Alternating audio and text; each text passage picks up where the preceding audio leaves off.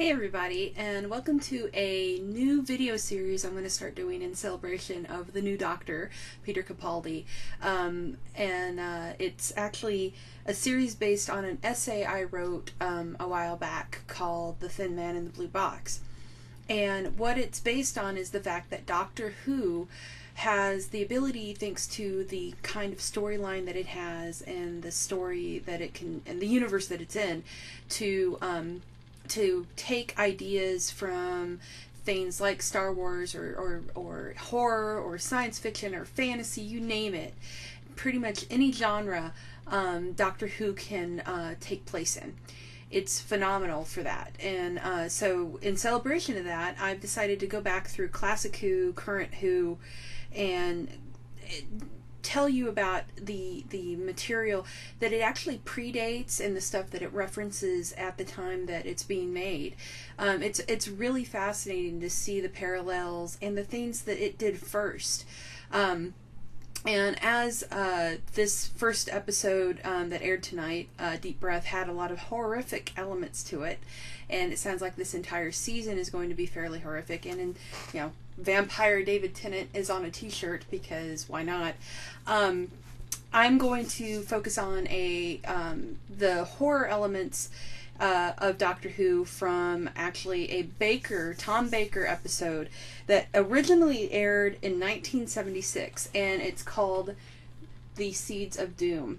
Seeds of Doom was one of my favorite episodes, actually story arcs, there, because this is back in the days when there were multiple episodes, even more than two. This one actually, God, it had like maybe 4 or 5 in it.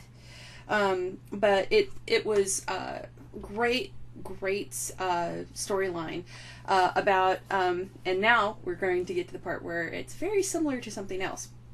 Actually, a couple of things. So this episode featured Tom Baker, as I said, and Elizabeth Sladen as Sarah Jane Smith. And what happens in Seeds of Doom, and actually I think this may be out of print on DVD, but it's online in a few places as well, and you can probably find this to buy on eBay. But Seeds of Doom takes place in the Arctic. And what happens is a bunch of scientists discover a seed pod, or a strange, it could be a meteor, they don't know, but it's in the permafrost, the Arctic permafrost, and has been there for a while. And they bring it back to their base. Sounding familiar yet? And they realize that it's an alien life form. And what happens is that it's a crinoid, and a crinoid is sort of a very evil life form. It will take over and any life forms that it infects. Now you're getting it. And it takes over the life form and turns them into a crinoid. So what happens is, of course, one of the scientists get infected, and it spreads, and everyone's horrified and running around. And what actually happens is there's a second part to this. The permafrost Antarctic stuff happens, and then the crinoid itself gets taken to this crazy botanist who's named Harrison Chase, who's played by this great actor.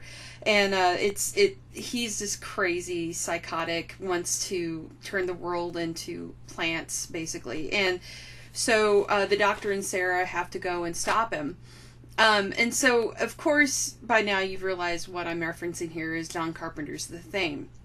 And not only that, but it also has strikingly similar elements as to Creepshow and the segment known as The Lonesome Death of Geordie Verrill. A lot. And it's kind of interesting to see that this happened, and I'm not kidding when I say this, it happened back in, this aired originally in 1976. The Thing and Creepshow came out in the same year, which was 1982. So 6 years before these films were made, Doctor Who did it first, which I find fascinating. And so the horror elements in Doctor Who are throughout for horror fans. There's so many things, not the least of which is, say, the fact that Tom Baker was in the Vault of Horror movie that was done back in the late 70s, mid 70s.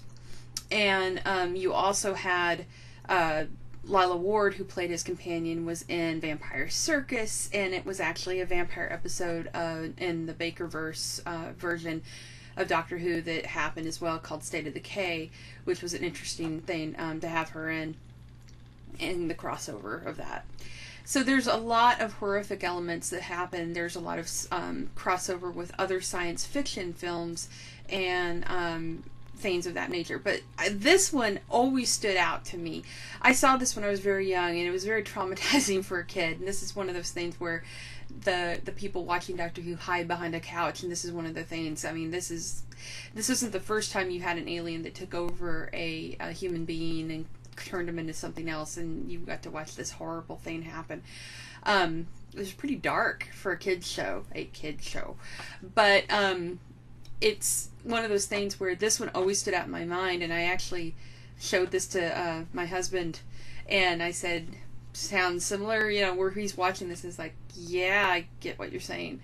And it's true. I mean, I don't know if John Carpenter ever had seen Doctor Who when he made that film, or the writers had ever seen it. I know that we know that the Thing was based off the Thing from Another World, and that was, the similarities though are so much more with the Carpenter movie that it's just really funny to me. And as I said, the Creepshow crossover is as well.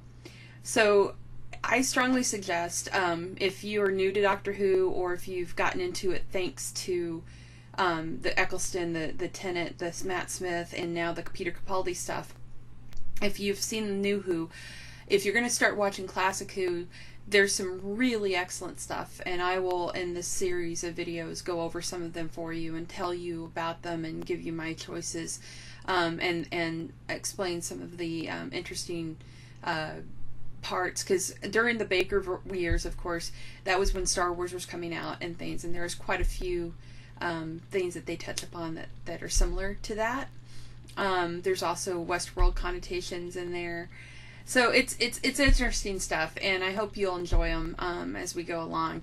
But yes, Seeds of Doom, definitely watch this one if you get a chance. I'm pretty sure it's up on YouTube somewhere as well. And if you can rent this through Netflix. As I said, I'm pretty sure this one's out of print on DVD. I love my copy. And what's good about these reissues, these Baker DVDs and the Pertwees and all of that, they do excellent DVD extras. And so there's a ton of them on this. This is actually a two-disc. It's a two-discer, so there's a lot of goodies on here, and plus it's an extra long. Like I said, the actual episodes themselves total up to an hour and 44 minutes, or 144 minutes. It's like like over 2 hours, 2.5 hours almost. So definitely check this one out. And as I said, I will go through and find you some more of these and talk about them in future episodes. So I hope you enjoyed this. Hope it was informative. Yeah, so here's the trailer for Seeds of Doom, so you can check it out. And as I said, you can rent this through Netflix, find it on YouTube, and I think it might be streaming on Hulu. Not sure. They've added a bunch of classic Who's. So there you go. Thank you for joining me, and Viva Doctor Who.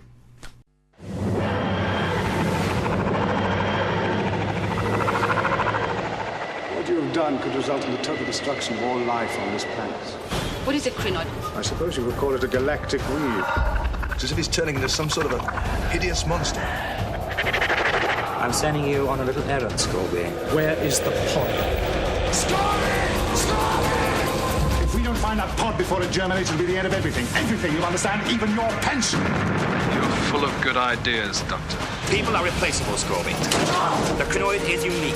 You want me to die? There is no chance! Miss Smith will be our subject. No!